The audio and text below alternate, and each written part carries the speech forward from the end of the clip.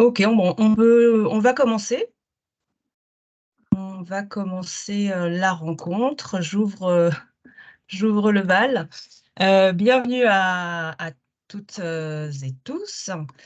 Nous sommes heureux de retrouver Thomas Günzig autour de son roman, Rocky Dernier Rivage.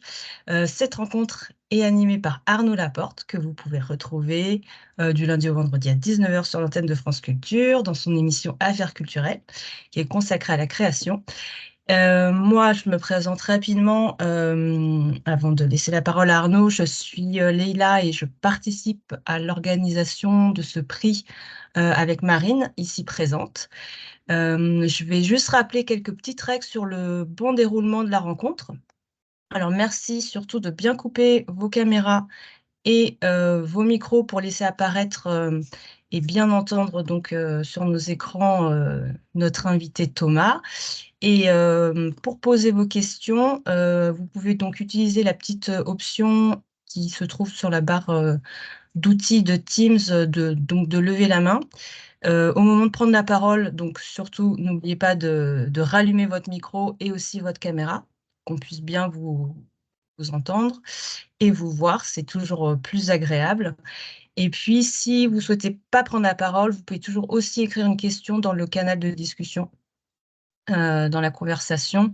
Donc la question, elle pourra être prise par, Arnaud. Voilà, je vous souhaite une très bonne rencontre et je laisse la parole à Arnaud et surtout, n'hésitez pas à prendre la parole. Ça, Je c'est vous une passe la caméra. bonne recommandation, Leïla. Merci pour ces premiers mots. Merci à toutes les participantes et tous les participants déjà connectés. Je pense que d'autres vont arriver en cours de route. Bonjour à Thomas. Bonjour Arnaud, bonjour tout le monde. Merci d'avoir accepté cette rencontre. Alors, il se trouve que nous, on s'est vus il n'y a pas si longtemps, au moment de la sortie du livre, mais qu'on s'était vus il y a déjà fort longtemps à la radio. Peut-être juste pour amorcer les choses, et puisqu'on a un jury d'étudiants, dire que vous avez commencé comme peut-être un certain nombre de celles et ceux qui sont avec nous ce matin à écrire très jeune et à vraiment dès l'adolescence à écrire un, deux romans en vous essayant et sous influence, on va dire au départ, notamment de Philippe Cadic. Ces premiers moments d'écriture, hein, qui ne sont pas ceux de la première publication, ils étaient dans quelle énergie, dans quel désir? Waouh. Alors, comme vous l'avez dit, j'ai commencé très tôt, effectivement. J'ai commencé très tôt parce que j'ai commencé, à vrai dire, à lire très tôt. Peut-être même presque trop tôt, c'est-à-dire, en fait, tout est parti de, je pense, en fait, une bonne partie des choses viennent d'un événement assez étrange, c'est-à-dire que pour des raisons qui m'échappent encore, mes parents m'ont inscrit dans une école, ce qu'on appelle en Belgique une école d'enseignement spécialisé, c'est-à-dire une école pour des enfants qui ont des problèmes divers et variés, ce qu'on appelait en Belgique à l'école, à l'époque, une école pour handicapés. J'avais été diagnostiqué quelque chose de l'ordre d'une dyslexie tellement lourde que je ne pouvais pas suivre un enseignement normal. Donc, je me suis rapidement senti isolé dans cette école. Je m'ennuyais beaucoup. Et j'ai commencé à prendre des livres dans la bibliothèque de mes parents, des livres d'adultes en fait, alors que j'avais 7 8 ans. Et au début, j'y comprenais pas grand-chose, mais petit à petit, j'ai commencé à sentir au fond de moi, cette chose merveilleuse qu'un livre peut vous absorber, vous emporter avec lui, vous faire un effet, vous apaiser dans votre rapport au monde et puis, et très rapidement aussi, j'ai eu envie d'essayer à mon tour d'écrire. Donc je pense que j'ai vraiment commencé à écrire des petites histoires, c'est-à-dire que d'abord il y a l'imaginaire qui se met en route. Il y a des histoires qui vous traversent comme ça, sans que vous sachiez très bien quoi en faire et puis très naturellement, j'ai eu envie de les écrire et donc je pense que vers, 11, 12, 13, 14 ans, j'ai commencé à écrire des petites histoires absolument sans queue ni tête et qui n'avaient pas une qualité extraordinaire. Mais ça m'apparaissait, ça m'est apparu vraiment très tôt comme une évidence que c'est ça que j'allais faire. Voilà. Je me rendais pas compte de ce que ça allait être, mais j'avais envie de faire ça. C'était la chose la plus évidente et la plus naturelle pour moi. Voilà. Alors, un petit point avant de continuer, parce que comme il y a eu deux liens pour cette réunion, je ne sais pas si Leïla, Marine, vous avez vu, il y a peut-être des gens qui sont sur un autre lien et il y a donc des personnes qui n'arrivent pas à entrer dans la visio. Je ne sais pas si vous avez moyen de les contacter pour les faire aller sur Alors sur oui, la bonne invitation.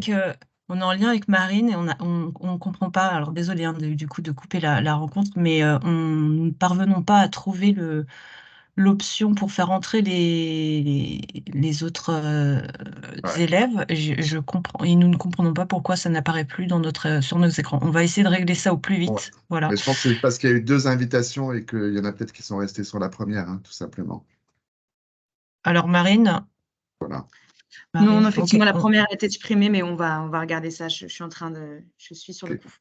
Pardon, hein, je voulais quand Non, non, mais même faites bien.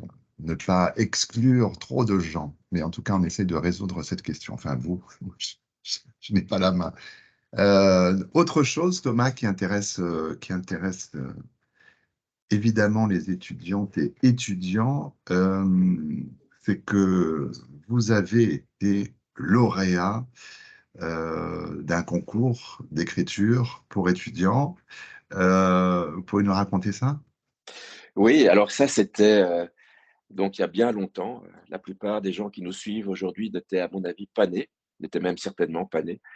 Et j'étais étudiant à l'université. J'avais vu passer qu'il y avait un prix qui s'appelait le prix de l'écrivain étudiant de la ville de Bruxelles. Le principe était simple, il suffisait d'avoir une carte d'étudiant. Moi, j'étais en première année à l'université, donc je devais avoir 19 ans, quelque chose comme ça. Et le principe, donc, était de déposer un manuscrit. C'était des romans ou des nouvelles. J'avais un ensemble de nouvelles voilà, que j'avais écrit entre mes 17 et mes 19 ans. Il y avait peut-être une dizaine d'histoires. Et j'ai été les déposer sans du tout m'attendre à quoi que ce soit, au contraire. Et il se fait que miraculeusement, j'ai gagné ce prix. Et le prix était d'être publié. Et alors, le détail, c'était, bon, moi, je suis belge, je vis à Bruxelles, et mais c'était mis en gras dans les règles du prix, c'était être publié par un éditeur français, ce qui évidemment était la classe suprême. C'était un tout petit éditeur, mais je ne me rendais pas compte qu'il y avait des petits, des moyens, des grands, des éditeurs prestigieux, tout ça, j'y connaissais absolument rien. Pour moi, j'étais publié chez un éditeur français, encore mieux parisien.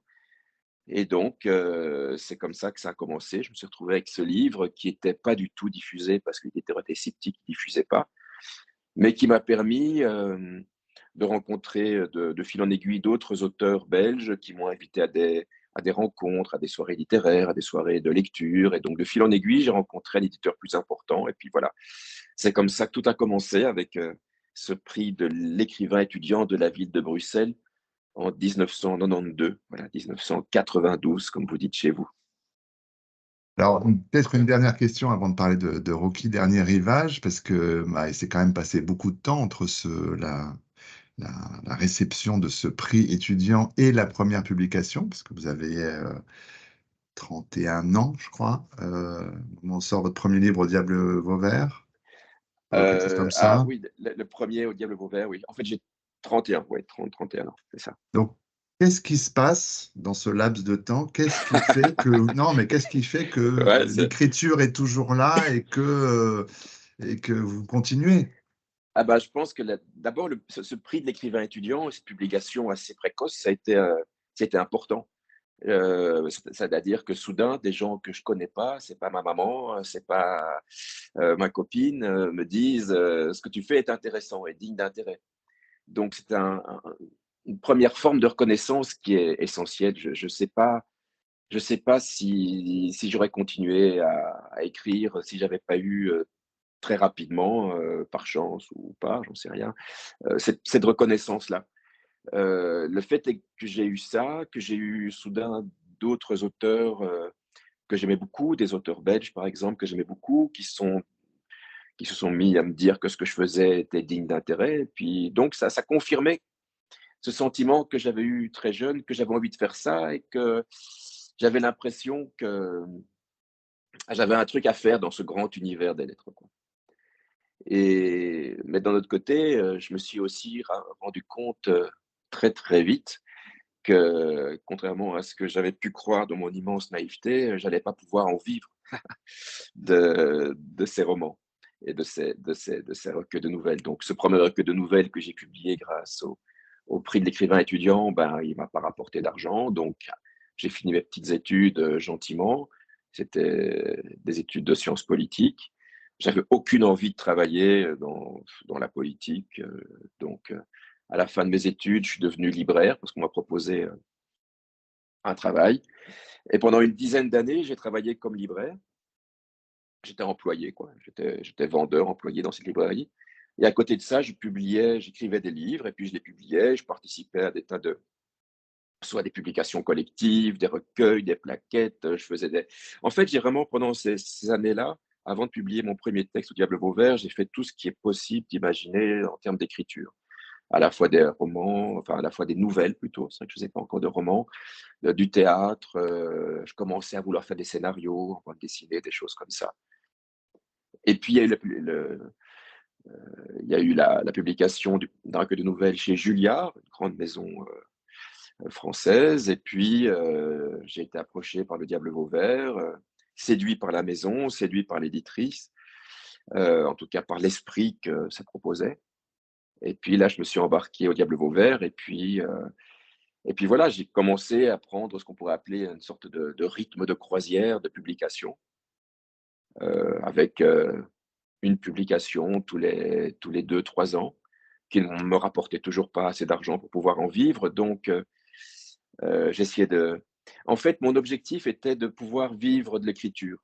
Peu importe que ça soit l'écriture des romans, des nouvelles, mais pouvoir aussi collaborer à des scénarios, collaborer à des spectacles, etc. Et ça s'est fait en fait d'une manière tout à fait inattendue pour moi, c'est-à-dire que ça s'est présenté avec la radio.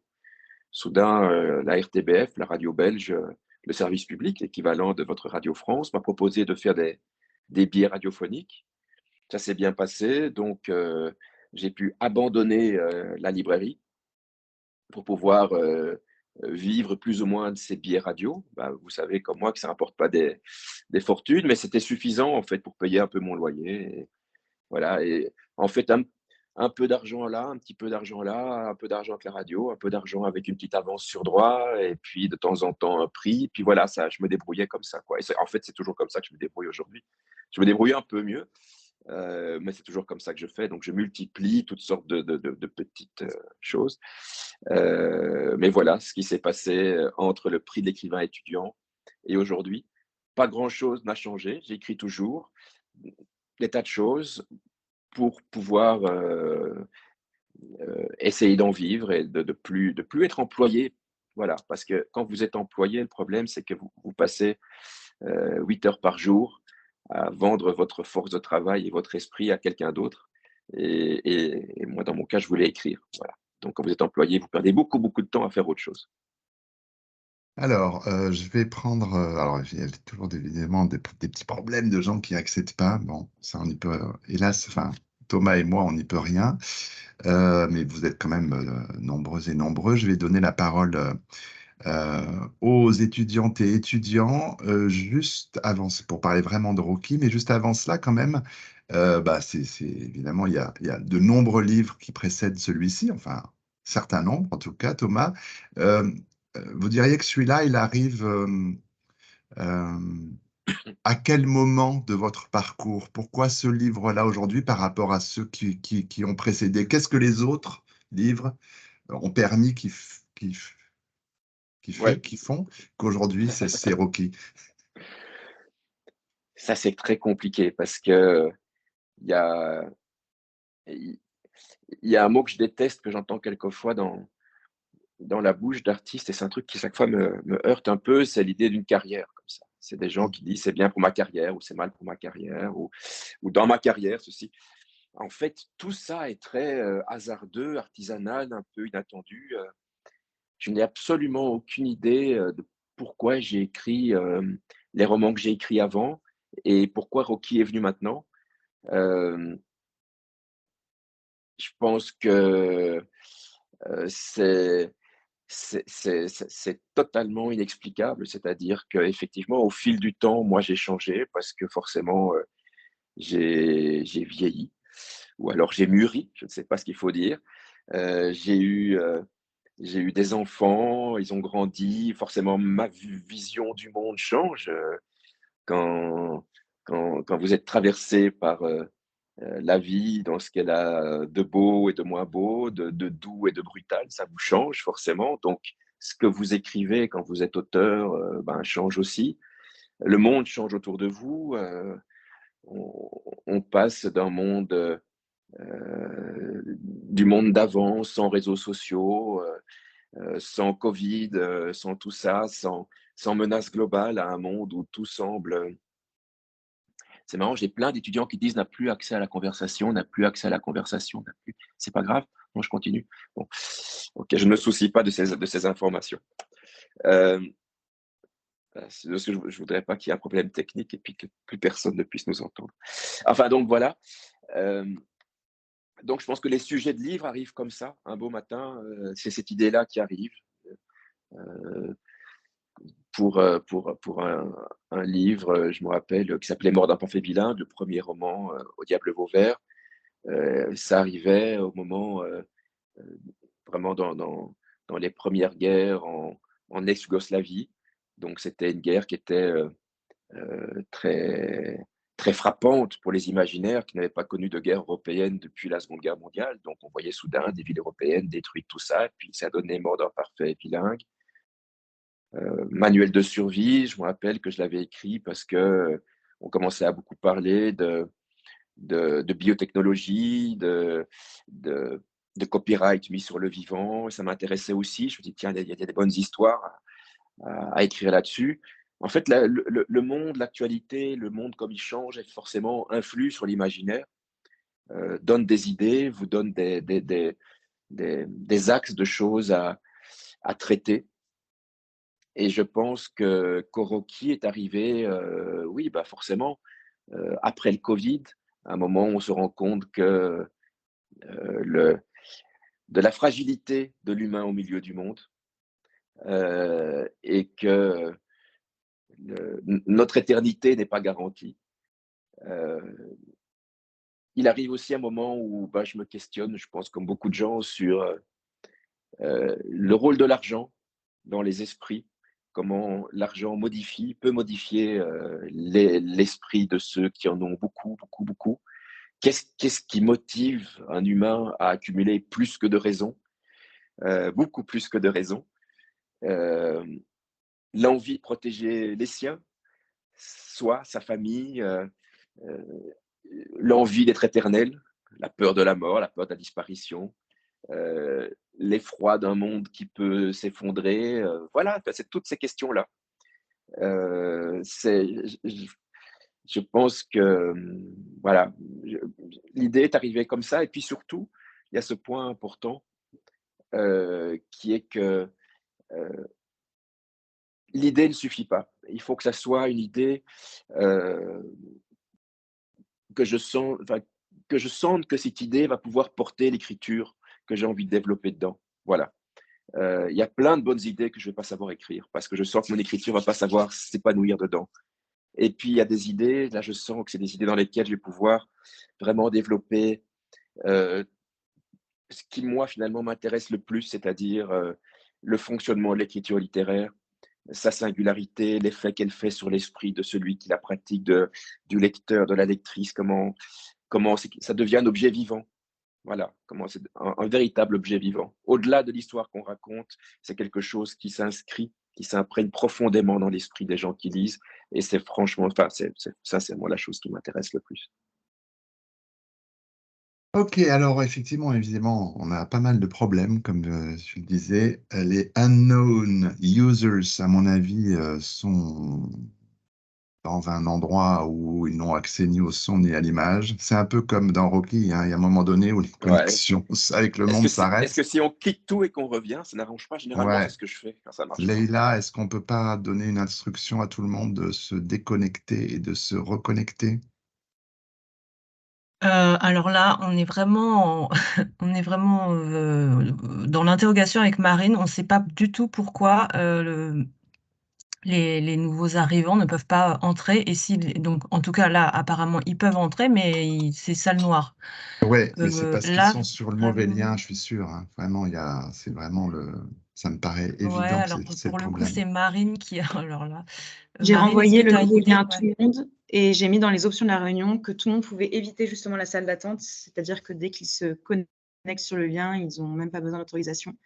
Donc, je continuerai en lien avec les autres étudiants Ouais. qui attendent.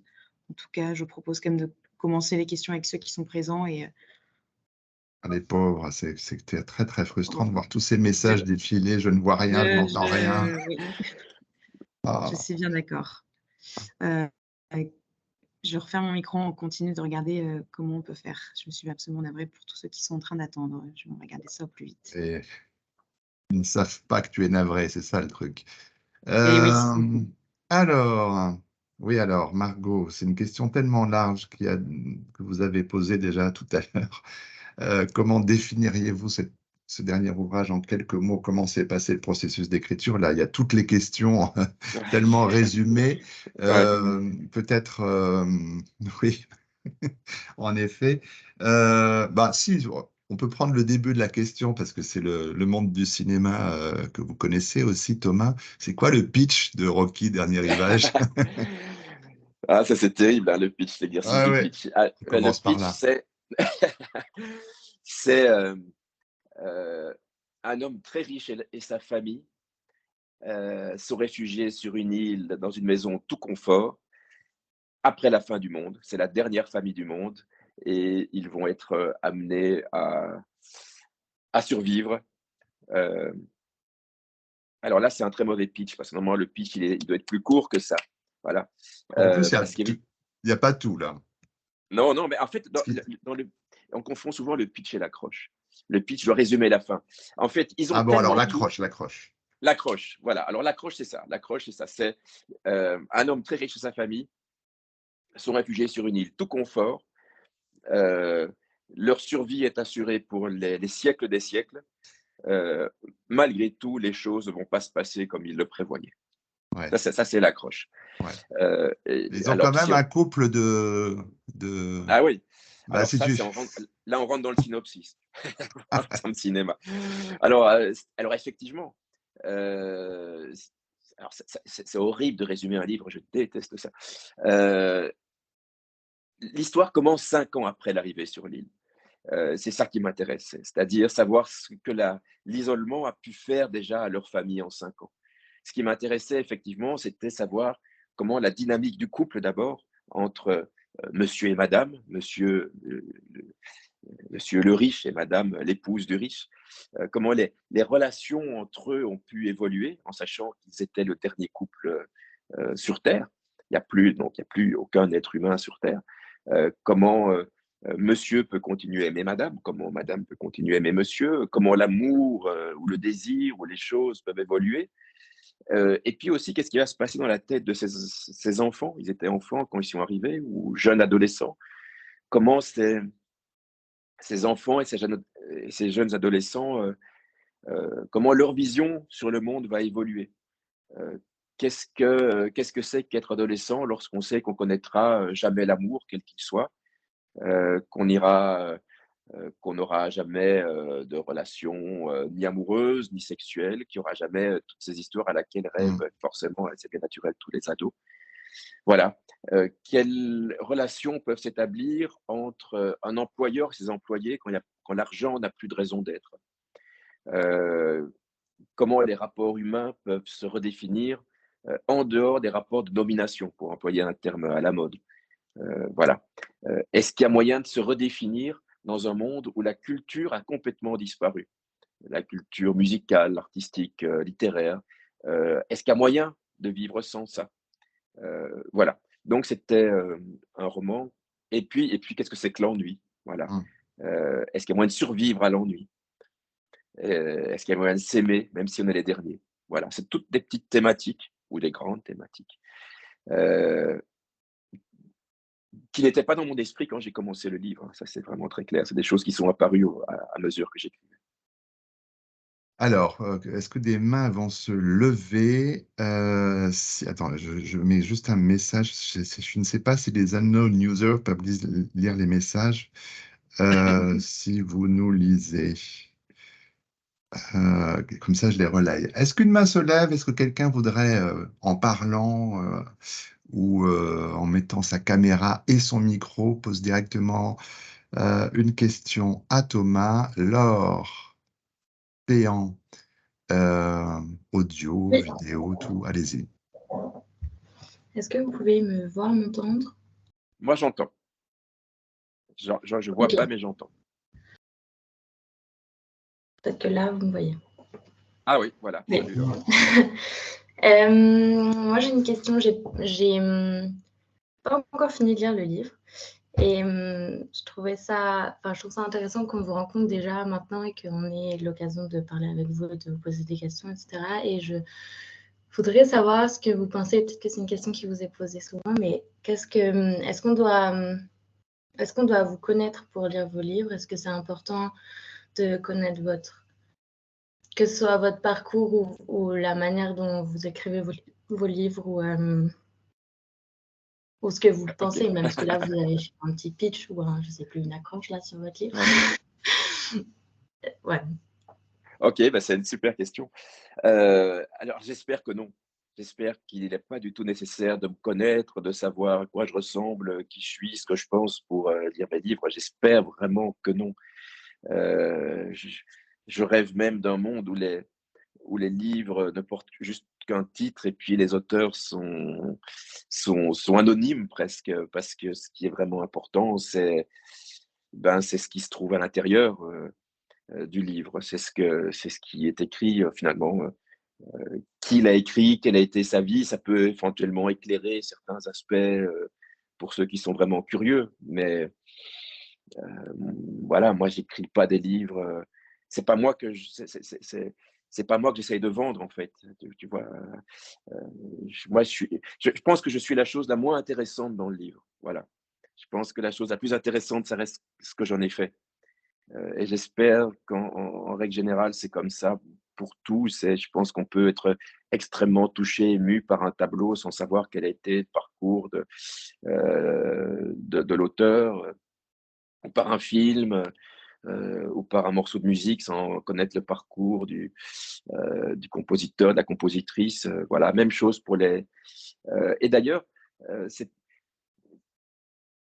voilà, les interviews des écrivains, oui, c'est pas, je pense, moi, c'est vrai que ça m'intéresse tout ça, mais c'est pas la chose la plus intéressante. En fait, peut-être que les émissions littéraires, ça devrait être uniquement des émissions de critique littéraire, d'analyse, des choses comme ça. Et puis on s'en fiche de ce qu'il a à dire, l'écrivain. Quelquefois, c'est lui qui comprend le moins ce qu'il a fait d'ailleurs. Euh, Moi, il me faut des semaines, voire des mois pour essayer de dire des choses sensées sur ce que j'ai fait, parce que a priori, je crois que je suis vraiment pas la personne la plus compétente pour parler de ce que je fais. Donc voilà, je pense qu'il faut vraiment pas. Voilà, j'adorerais avoir des émissions avec Arnaud Laporte et d'autres comme ça, Marie Richeux, qui parlent que de mon livre, et puis moi je suis pas là. Je les écoute, et puis quelquefois j'ai mal, et puis quelquefois je suis content, mais pas moi. Voilà. J'ai fait ça longtemps, hein, Thomas, comme C'est tu vrai. sais, avec la dispute. C'est vrai, Arnaud, Il c'est bien. y a une main qui s'est levée, mais je vais réunir. Merci Laure. Merci Laure. Je vais réunir deux questions posées. Alors d'une part par Clélia qui demande, qui dit qu'elle trouve que le roman aborde des notions assez précises, notamment sur la question de l'effondrement, mais aussi sur les effets des benzodiazépines. Quelles ressources ont été utilisées pour documenter? Et je voudrais la lier à la question, alors d'un utilisateur certes inconnu, mais qui pourra avoir le replay. Sur quoi vous étiez basé pour créer ce récit de l'Apocalypse? Est-ce que c'était purement des articles scientifiques ou si c'était aussi en allant voir du côté de la fiction qui existe sur le sujet, mais aussi des témoignages? Je réunis un peu ces deux questions, c'est Ok, la question du matériau, quoi. Ok. Alors, c'est des bonnes questions parce que c'est toute la question de la documentation et du making-of, voilà, pour en parler de cinéma. Alors, c'est vrai que dès le moment où j'ai une idée de situation qui peut être une situation extraordinaire, comme c'est le cas ici, j'aime bien évidemment que toutes les règles du jeu au sein de situation soient des règles du jeu très claires. Tout n'est pas permis dans un ouvrage de fiction, sinon c'est énervant évidemment. Et que même si la situation est extraordinaire, il faut que tout à l'intérieur soit extrêmement euh, cohérent. Donc, effectivement, je me suis beaucoup documenté, d'abord sur les maisons autonomes, c'est-à-dire la capacité de produire sa propre énergie avec les panneaux solaires, les éoliennes, les hydroliennes, les récupérations d'eau, etc. Donc là, je me suis beaucoup documenté. J'ai eu des échanges avec des ingénieurs, des électriciens, des gens qui sont des spécialistes du stockage d'énergie, des panneaux solaires, des choses comme ça, vraiment pour pas dire des bêtises, hein. D'ailleurs, il fallait bien calculer son coût dans la consommation d'énergie des frigos pour que ce soit compatible avec la production d'énergie solaire, etc. Pour les antidépresseurs, le Xanax aussi, j'ai eu quelques échanges avec des psychiatres, des médecins pour savoir les éventuels effets secondaires de la prise dans des proportions à considérer ou dans l'arrêt, etc. Donc, je voulais que tout ça soit cohérent, soit solide. Et puis, pour le scénario qui amène à l'effondrement, je n'avais pas du tout envie, parce que très sincèrement, je ne pense pas que si un jour il y a effondrement, ça ne sera pas voilà, j'avais pas du tout envie d'une seule cause. Si un jour il y a un effondrement, ce ne sera pas dû à un élément précis, ça sera plutôt une série d'événements en chaîne. Et c'est pour ça que j'ai imaginé une fonte des glaces qui permet l'irruption d'un premier virus, qui bousille le blé, qui provoque une famine mondiale, qui provoque une déstabilisation géopolitique, etc., etc. Je pense que si un jour il y a un effondrement, enfin, d'abord, je ne suis pas certain qu'il y ait un effondrement aussi global que celui dont je parle ici, mais ça sera quelque chose comme ça. Ça sera vraiment un événement en chaîne. Et là, je me suis un peu documenté, effectivement, sur ces virus chimères hein, qui existent vraiment. Hein, donc, des virus créés à partir de plusieurs virus. Le virus dont je parle, qui attaque le blé dans un premier temps, bah, ça existe vraiment. La, la, la renaissance de virus dus à la fonte des glaces, du permafrost, bah, c'est des choses qui existent vraiment. Donc voilà, j'avais envie d'avoir un scénario un peu solide. Voilà, je n'avais pas envie d'avoir un effondrement qui soit juste un claquement de doigts, quoi. Alors, je vais essayer de poursuivre d'abord sur le fond, hein, avec des questions. Pourquoi ne pas être allé au bout de l'autodestruction chez les êtres humains? C'est vrai que tout Ouais. aurait pu être détruit par le père. Et remarque qui s'enchaîne sur le fait, un utilisateur inconnu qui dit que j'ai senti l'auteur très à cheval sur les noms de marques, ce qui crée un effet comique, c'est volontaire, mais quelle en est l'affection pour montrer que la destruction du monde entraîne l'attachement à des futilités, pardon. Ok. Alors, la première question, c'est pourquoi ne pas avoir été au bout du truc et avoir tué tout le monde. Alors, j'ai fait durant ma carrière, voilà, j'emploie le mot horrible, souvent, j'ai fait des romans qui finissaient souvent très très mal, où tout le monde meurt à la fin, en gros.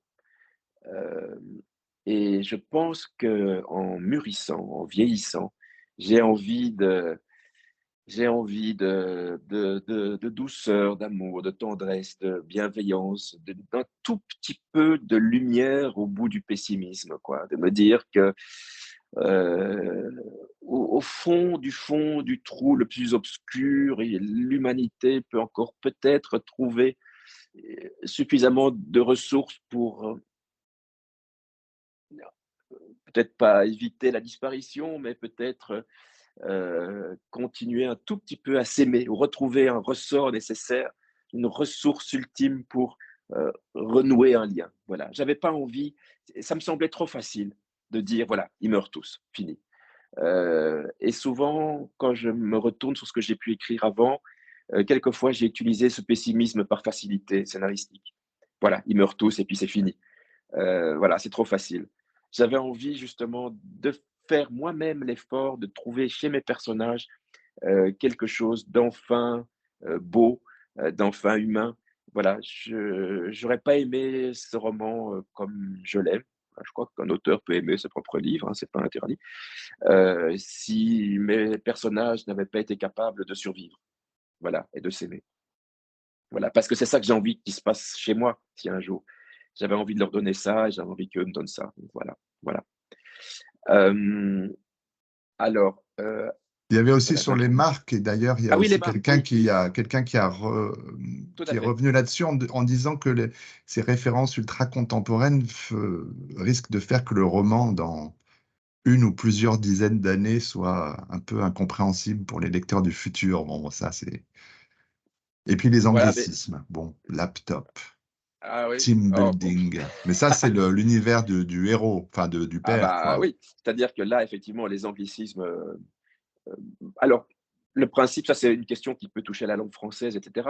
Hmm. Quand on écrit des romans, je pense que l'important, c'est d'avoir des mots qui fassent leur travail dans l'esprit d'un lecteur, qu'ils soient des mots anglais ou pas anglais, ça n'a pas beaucoup d'importance. Ce qui est important, c'est la fonction que le mot opère dans l'esprit du lecteur. Voilà. Et effectivement, Fred, c'est quelqu'un qui a été construit tout entier, toute sa carrière est faite autour de mots comme ça. Hein. Si vous avez une habitude, même lointaine, avec le monde de l'entreprise, ils parlent comme ça, tous. Donc, il n'y avait aucune raison qu'ils se mettent à employer d'autres mots que ces mots-là.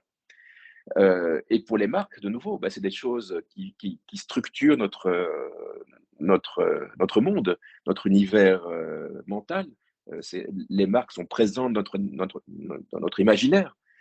C'est des choses qui élaborent notre imaginaire. C'est des choses qui produisent dans notre imaginaire immédiatement des images qui suscitent des odeurs, on sait très bien quand on dit une basket Nike, on voit très bien de quoi on parle. Et puis, ce qui m'amusait effectivement, c'est de mettre toutes ces marques comme étant les dernières de leur espèce, quoi. Effectivement, les baskets Nike qu'ils portent au début du roman, ce sont la dernière paire de baskets Nike du monde. Les grands crus de cognac qu'il boit. C'est important justement, c'était important de signaler les marques-là parce que c'était comme presque des espèces animales en voie de disparition. Ce sont les derniers représentants de leur espèce. C'est quelque chose qui a construit tout l'univers mental de Fred et de sa famille. Et puis, c'est quelque chose à présent dans l'univers du livre, de définitivement disparu. Donc, il fallait que ces marques-là soient présentes comme la marque du monde disparu. Voilà. C'était je pense que c'est aussi un livre qui fonctionne sur le souvenir et sur le rôle de la mémoire, de la fragilité de la mémoire, de la fragilité du souvenir. Et toutes ces marques-là, c'est aussi des choses qui structurent la mémoire et les souvenirs. Voilà. Pierrick Cato a levé la main et un petit moment, elle essaie de faire plus ou moins dans l'ordre. Donc, parole à Pierrick, parole et Oui, image. bonjour. Est-ce que vous m'entendez? Très bien. J'entends, ouais.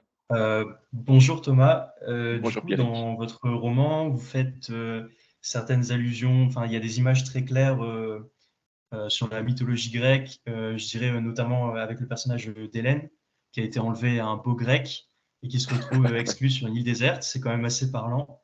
Et du coup, ouais, il y a ces images un peu mythologiques, et puis il y a des références aussi à la Bible. Vous utilisez le mot martyr, puis je trouve que la relation qu'il y a entre Alexandre et Jeanne, ça me fait penser un peu à Cain et Abel. Je m'attendais presque à ce qu'ils se tuent dans le roman. Et donc, ça fait deux références littéraires très fortes. Et je voulais savoir si vous avez eu d'autres références, d'autres bases littéraires pour écrire ce roman-là, des inspirations en quelque sorte. Ah ouais. Et je Alors, prolonge juste en disant que tout à l'heure, quelqu'un a demandé si Sa Majesté des Mouches ou Ravage de Barjavel faisait partie des références. Comme ça, je lis cette question-là en ok, même temps. ok. Mais alors ça, c'est Pierrick, ça c'est vraiment c'est formidable ce genre d'intervention parce qu'effectivement, c'est des choses auxquelles j'ai jamais pensé. Alors c'est vraiment, ça c'est toujours génial quand des gens arrivent avec des lectures comme ça qui sont en plus hyper pertinentes, en tout cas qui fonctionnent bien. L'idée de l'île grecque, enfin de l'île et puis de l'amant qui a un nom grec, du frère de la sœur qui a un bel, ça fonctionne super bien et à la fois j'ai pas du tout pensé à ça. Euh, Et voilà. Alors, je ne sais pas si, tu vois, et en plus, je suis vraiment pas quelqu'un qui connaît très, très bien la Bible, que je n'ai lu que par petites bribes à gauche, à droite. Et la mythologie grecque, je suis le plus mauvais spécialiste en mythologie grecque du monde. Je suis vraiment très mauvais là-dedans. Mais voilà. Alors, parmi les références, effectivement, Arnaud disait, il avait relayé la question, Sa Majesté des Mouches, Ravage, effectivement. Ce sont des romans que j'ai lus. Sa Majesté des Mouches, c'est un roman qui m'a énormément marqué, parce que j'ai dû le lire à l'âge qu'ont les protagonistes dans l'histoire. Cette histoire d'enfants qui sont soudain tellement brutaux les uns avec les autres, c'est quelque chose qui m'avait beaucoup, beaucoup marqué. Ravage aussi, mais je pense que j'ai tout, beaucoup de textes ou de films euh, post-apocalyptiques, fin du monde, c'est quelque chose qui m'a toujours euh, intéressé, marqué, touché, euh, effrayé, voilà. Voilà. Et c'est vrai que c'est pour reprendre la référence biblique, euh, les idées de ce pauvre Noé et dans la Bible, je pense que c'est un des rares passages que j'ai dans la Bible, et comme l'Apocalypse, tu vois, c'est des passages les plus cinématographiques ou les plus terrifiants que j'ai pu lire. Mais voilà, cela dit, les références littéraires, quand, voilà, moi je suis vieux maintenant, c'est-à-dire, je commence à être vieux, quoi. C'est-à-dire que je crois que j'ai été nourri par tellement de livres, même peut-être des livres que j'ai oubliés, tellement d'histoires, tellement d'images, tellement de films, que tout ça sédimente, quoi, sédimente dans l'imaginaire. Et il y a peut-être des choses qui m'ont influencé, et je me rends même plus compte aujourd'hui, voilà, parce que voilà, tout ça a été métabolisé petit à petit. Et voilà, comme dirait William Burroughs, on ne sait jamais très bien d'où viennent les idées qu'on a dans la tête, quoi. Et c'est impossible à, à cartographier. Voilà. Ça marche, je Merci. vous remercie pour votre Merci réponse. Pierrick. Alors, je vais essayer de lier deux questions de façon un peu acrobatique, mais je pense que ça marche. Une question qui a été posée par Com Lefébure, qui vous remercie d'être là et de ce beau roman, mais qui demandait, parle d'Alexandre et c'était élan vital d'écrire qui te pousse à commencer un roman. Alors, lui prolonge en disant, l'argent ne compte plus. Vous avez expliqué que vous écrivez aussi pour subvenir à vos besoins économiques, et si cette dimension influence l'écriture des romans au quotidien, vous pourrez répondre. Mais sur l'élan vital d'écrire, j'ai envie de lier ça à une question qui vient de Discord, relayée par Marine, qui demandait si vous avez écrit ce roman pour libérer une angoisse existentielle personnelle, ou est-ce que c'est un récit publiquement utile pour anticiper et alerter l'humanité. Alors, je pense que l'angoisse existentielle personnelle, elle est peut-être une des réponses à l'élan vital d'Alexandre. Mais ça, je laisse l'auteur répondre. Ouais, il y a beaucoup de questions et de sous-questions. Alors, l'élan vital d'Alexandre, je pense qu'il correspond à cette intuition ou cette impression que j'ai que la culture ou que la production culturelle est quelque chose de profondément inscrit dans l'être humain. Que un être humain ou un groupe d'êtres humains laissés à eux-mêmes, solitaires, vont être à un moment ou à un autre amenés à devoir trouver de la nourriture, boire, et puis ces deux conditions-là étant plus ou moins remplies, vont commencer à essayer de répondre à grandes questions du mystère de leur existence, du fonctionnement du groupe, etc. Enfin, tout ça va amener de la production de fiction ou de la production artistique. Il y aura immédiatement, très vite, des gens qui vont vouloir chanter, faire de la musique, dessiner, graver des choses sur des parois rocheuses, peu importe, écrire des histoires, inventer des histoires, raconter des histoires, produire de la mythologie sous quelque forme que ce soit, parce que je pense vraiment que la production culturelle, même que ça soit la plus pointue, la plus expérimentale ou la plus populaire, répond vraiment à, à la nécessité vitale pour l'être humain de vivre en société, de vivre en groupe, de vivre en collectivité, et de répondre aussi à cette question de qu'est-ce qu'on fait ici, pourquoi est-ce qu'on est vivant, pourquoi y a-t-il quelque chose plutôt que rien, voilà, des choses comme ça. Je pense qu'il n'y a que la fiction qui arrive, si pas à répondre à ces questions-là, en tout cas à apporter des pistes ou à apaiser le sentiment d'abandon et de solitude qu'on peut quelquefois avoir quand on est humain. Alors attends, il y avait une sous-question qui m'échappe. Non, la sous-question, c'était est-ce que la dimension économique La dimension influe économique, sur oui. l'écriture? Alors ça, c'est une très bonne question aussi parce que je lisais, et ça, si vous êtes intéressé par un reflet de la vie littéraire française entre les années 20 et les années 50, il y a le journal de Paul Léotot. C'est vraiment, il faut même pas le lire dans l'ordre, on peut le feuilleter comme ça. Et puis plein d'interviews de Paul Léotot qui, d'ailleurs, ont été diffusées, je pense, sur France Culture. Voilà. Et c'est passionnant dans tout ce qu'il raconte. C'est un écrivain qui a toujours été dans une pauvreté absolue, tout en écrivant des choses merveilleuses.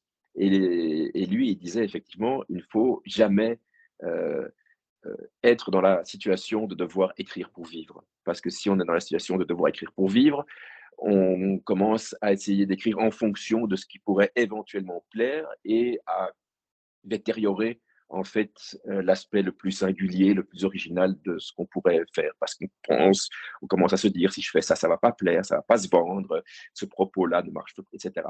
Et je suis absolument d'accord avec lui. Même si je ne l'ai pas écouté, c'est-à-dire que je dois écrire pour vivre. Heureusement, je ne dois pas. Il m'arrive d'écrire des scénarios pour le cinéma, et là, c'est vraiment des commandes. C'est-à-dire, je fais en gros ce qu'on me demande. Écrire une histoire de machin, et ça doit commencer comme ça et se terminer comme ça. Et là, je me sens tout à fait dans le rôle d'une espèce d'ouvrier qualifié, et ça me rapporte un peu d'argent, et c'est très bien. Et je sais très bien, j'ai pris acte du fait que mes romans ne me rapporteront jamais de quoi vivre. Ça ne sera jamais une source de revenus suffisant. Donc là, maintenant, j'espère m'être dégagé de toute forme de soucis de vente. Voilà. Si je dois être tout à fait honnête, ça n'a pas toujours été le cas. Je sais qu'il y a des choses que j'ai écrites en me disant, ça, c'est vraiment quelque chose qui peut-être marchera, ça sera un peu dans l'air du temps, etc. C'est généralement les textes où je me suis le plus trompé, ou qui ont le moins marché et dont je suis le moins content aujourd'hui. Voilà. Et donc, je pense que aujourd'hui, encore plus qu'hier, je vais essayer de faire des textes qui me correspondent parfaitement, c'est-à-dire l'espace de liberté dont on bénéficie dans le monde, dans nos vies quotidiennes est tellement, tellement réduit. On a une liberté de mouvement qui est tellement réduite que ça, c'est vraiment une tragédie que dans ce qui nous appartient de plus précieux, de plus singulier, à savoir la création artistique, on mette ça au service aussi, au service de la rentabilité. Voilà, autant me pendre immédiatement. Alors, à propos de fond, j'ai bien vu la main levée, mais je relaye une question écrite il y a un petit moment par Apolline Apourchaud, qui dit qu'elle est à plus de la moitié du roman, là, elle le précise très honnêtement, et qu'elle trouve qu'il y a un vrai déséquilibre entre le développement des personnages masculins et celui des personnages féminins. Les personnages masculins se préoccupent de la situation extérieure, ils ont toute une psychologie, tandis que les personnages féminins semblent dans un déni naïf, car auto-centré. Hélène et Jeanne ne semblent se préoccuper que d'elles-mêmes, en particulier de leur désir sexuel. Cet aspect est bien plus présent chez elles que chez les hommes, et il est presque tout ce qui les caractérise. C'est pas très vrai concernant Fred. Est-ce voulu? Est-ce que cela a une signification particulière? Non, c'est pas voulu. J'essaie d'auto-analyser ce que j'ai fait. Bah, d'abord, si, je sais pas qui a posé la question, comment s'appelle-t-elle? C'est Apolline, et en plus, elle rajoute, OK, d'autant que le père, qui est par certains aspects aussi caricatural, il boit de l'alcool, il est violent, il est quand même mesuré. Il a eu un père strict et exigeant, c'est quand même lui qui fait tout à la maison. Donc oui, les personnages sont caricaturaux, mais les femmes bien plus que les hommes, et surtout dans le négatif, précise-t-elle. OK. Bon, bah, si c'est sa lecture, je peux pas Oula, effectivement il y a vous même, attendez, bah, alors, je rattrape parce qu'il y a des choses. ah, Euh, tac, tac, tac. Ah oui, pardon, j'avais raté certains noms. L'écriture des personnages féminins assez dégradante, notamment sur les 4 premiers chapitres qui nous offrent pourtant la première impression qu'on se fait des personnages. Description de Fred et Alexandre assez penchés sur leurs émotions, tristesse, etc. Celle de Jeanne et Hélène, en revanche, est beaucoup plus axée sur leur physique ou leur sexualité. Dans le chapitre 4, si on oublie les clichés sur les adolescentes, vous parlez de Jeanne en la décrivant sur ses formes, ses courbes, seins, fesses, jambes. D'autant plus que dans votre livre, il s'avère qu'elle est mineure, ce qui rend d'autant plus dérangeant ces descriptions. Du côté de la mère, là aussi, assez cliché, je trouve, pas seulement sur les premiers chapitres. Ma question est donc la suivante. Pourquoi avoir fait le choix d'écrire des représentations stéréotypées du genre féminin dans votre ouvrage? Est-ce volontaire? Je vous donne mon ressenti en tant que femme. Je n'ai guère apprécié la façon, la manière dont vous avez écrit Jeanne et Hélène. Je pense que pour vos prochains livres, il faudra faire un peu plus attention à la manière de les écrire. Votre plume est belle lorsque vous écrivez sur les personnages masculins. Il n'y a pas raison que ce ne soit pas le cas pour ceux féminins. Et sur Discord, n'y a-t-il pas un aveu de l'importance du contrat social, notamment par l'homicide du couple des employés de maison? Bon, ça, c'est un.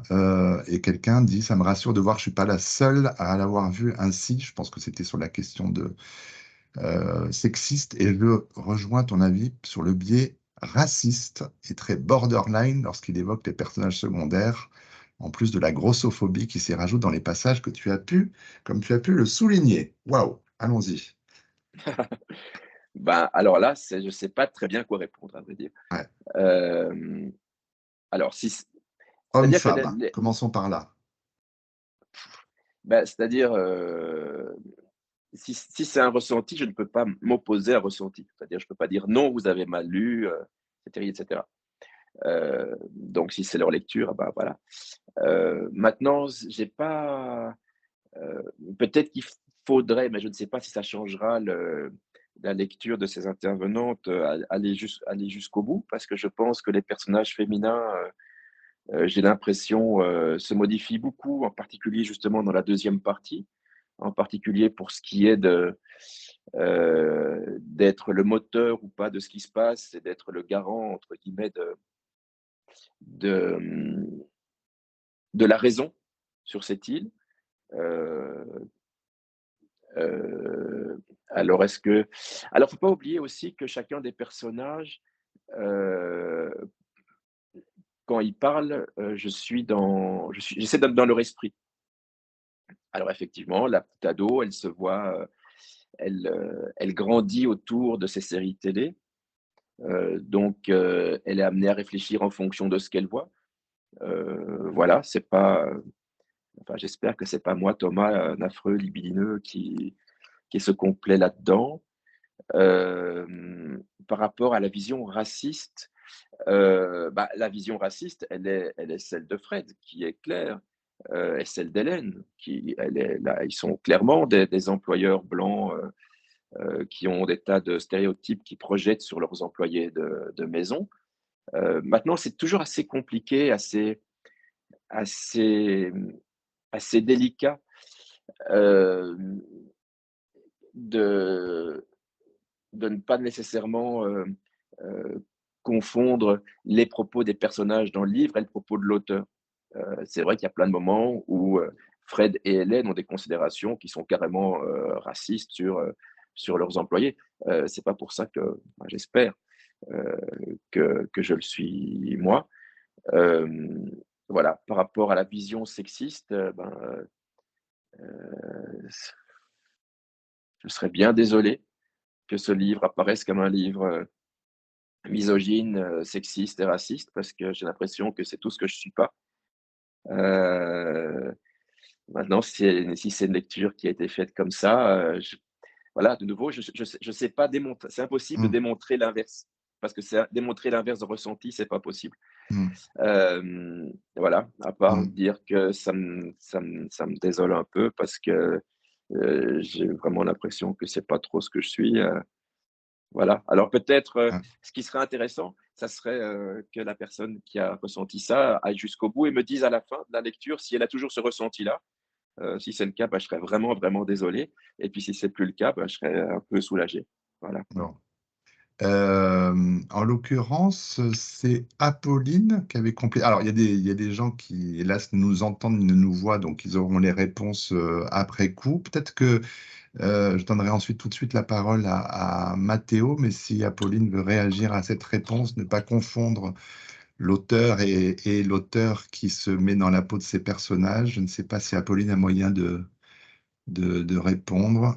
Bon, le temps peut-être qu'elle puisse le faire. Tant pis si on revient en arrière. Mathéo avait levé la main il y a un petit moment. Oui, bonjour, vous m'entendez? Oui, Oui, alors moi, du coup, je change un peu de sujet. Je voulais parler peut-être un peu plus de la dimension satirique du livre et vous demander, Thomas, pourquoi vous aviez fait le choix comme personnage d'un milieu social très spécifique qui est celle d'une famille d'ultra riches, de riches à millions.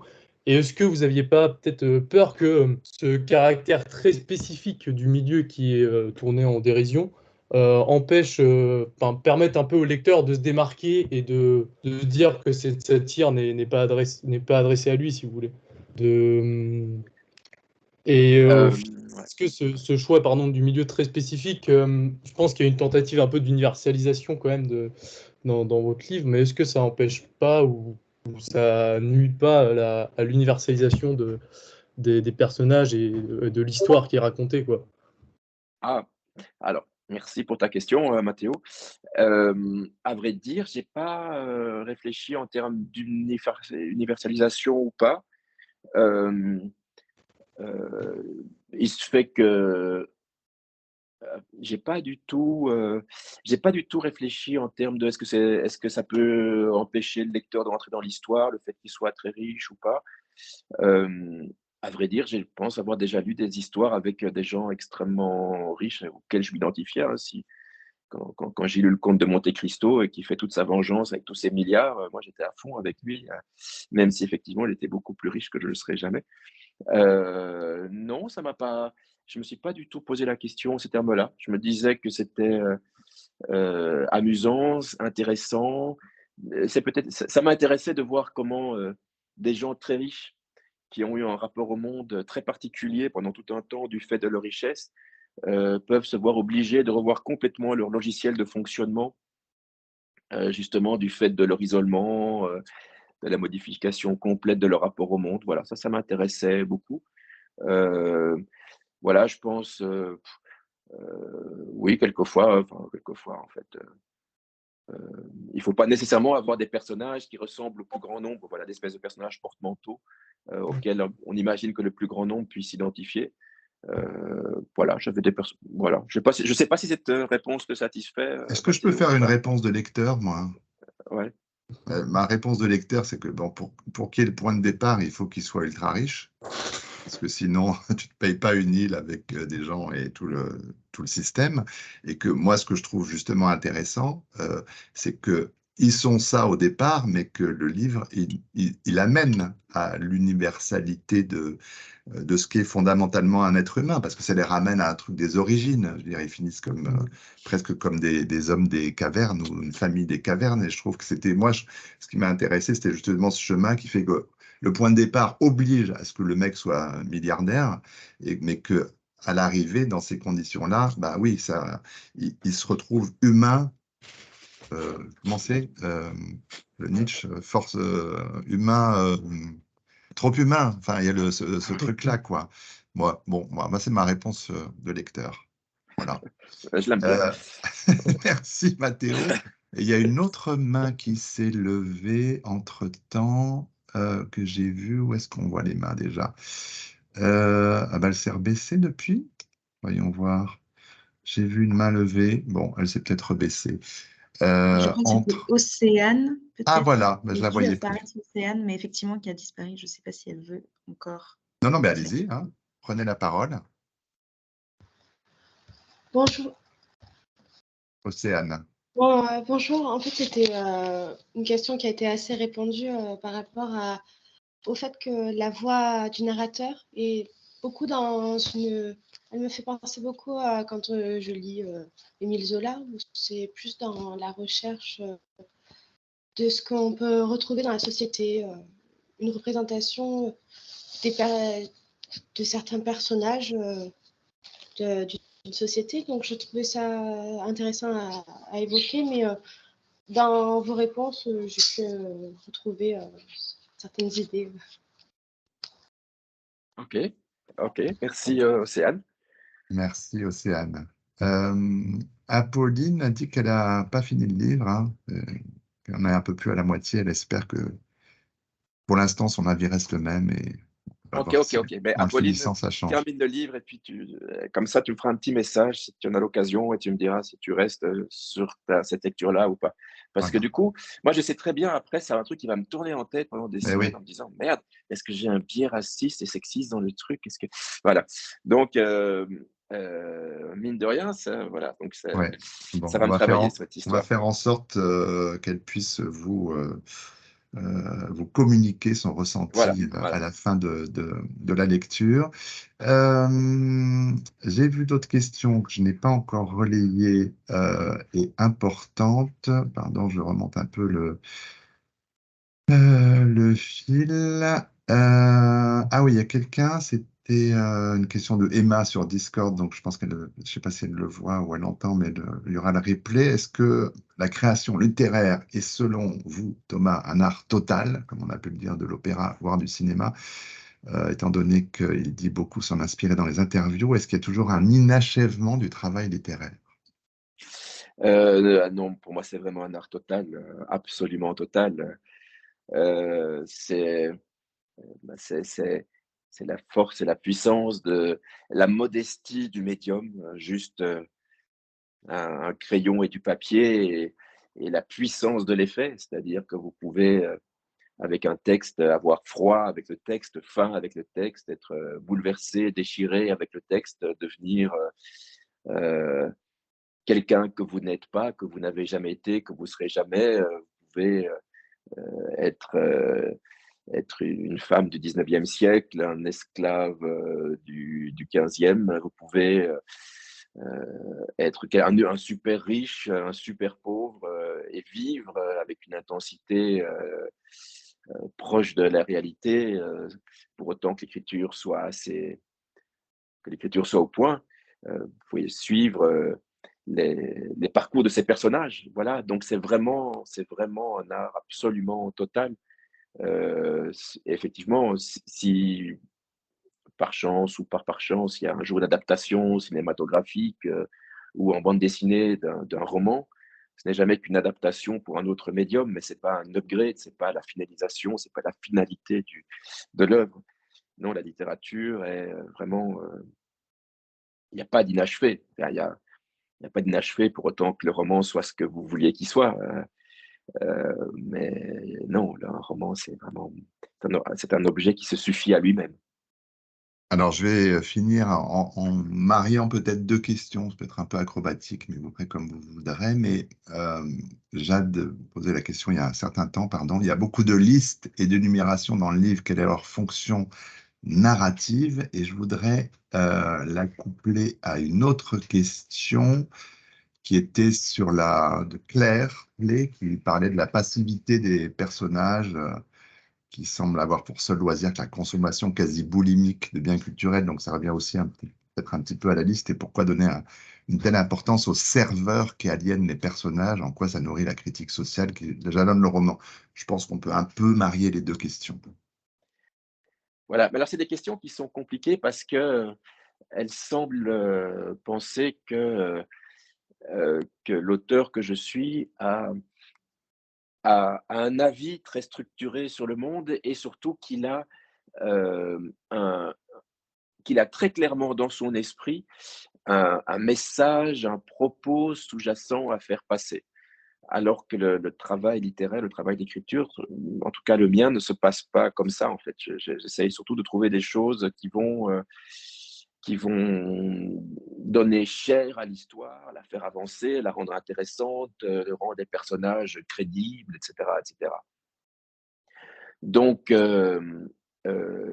pour ce qui est des listes, comme je le disais au début de la rencontre, il y a cette idée de la perte de tout ce qui était perdu irrémédiablement. Et donc, forcément, il y a cette sorte d'inventaire d'un monde disparu qui, lorsque j'écrivais le texte, me donnait un peu le vertige de tout ce qui va être amené à disparaître.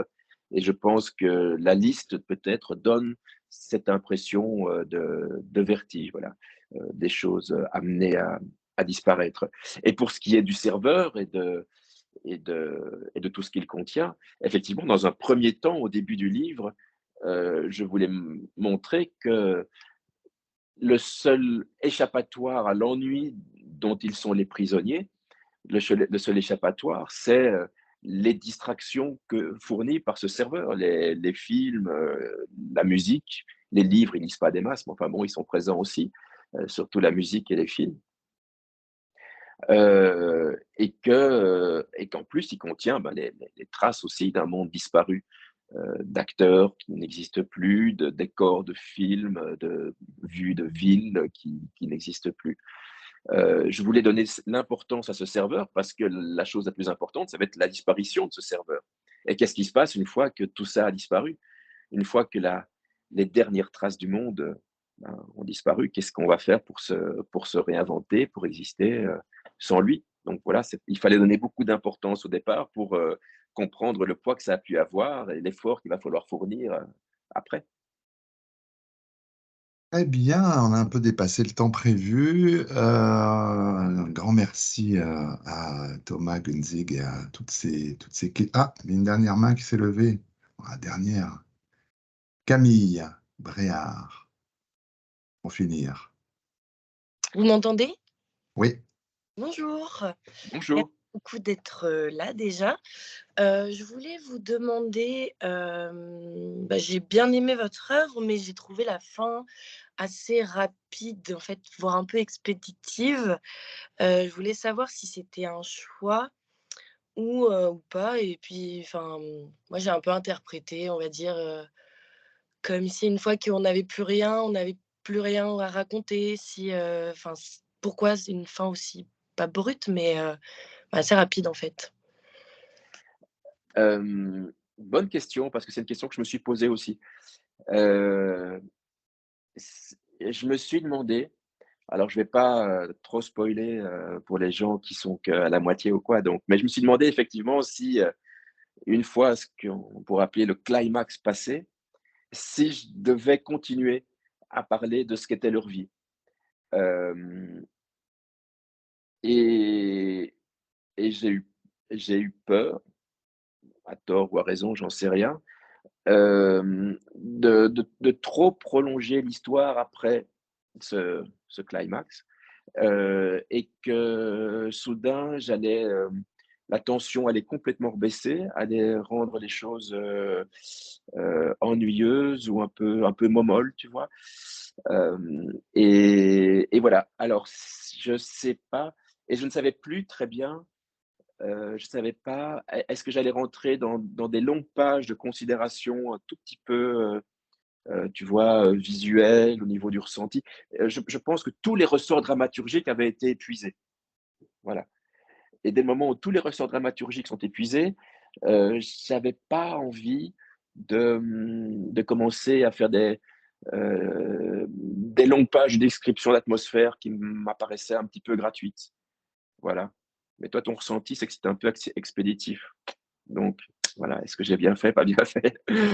Voilà, je sais pas. Mais de nouveau, tu sais, c'est difficile de répondre parce que il y a beaucoup de questions qui portent sur l'idée du choix. Pourquoi est-ce qu'on fait tel choix plutôt que tel choix?